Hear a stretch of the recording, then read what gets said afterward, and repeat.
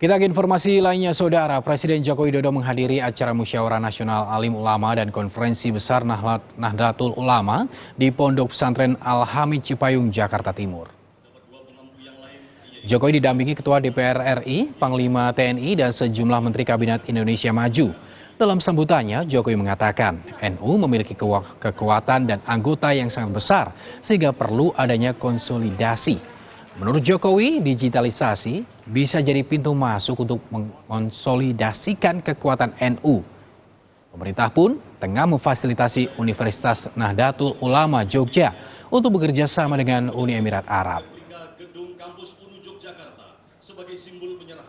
Kekuatan NU ini sangat luar biasa.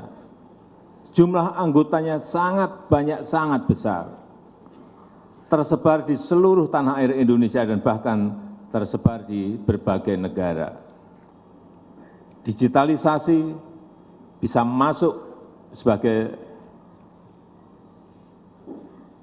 pintu masuknya untuk mengkonsolidasikan kekuatan NU, baik yang ada di dalam negeri maupun yang berada di luar negeri.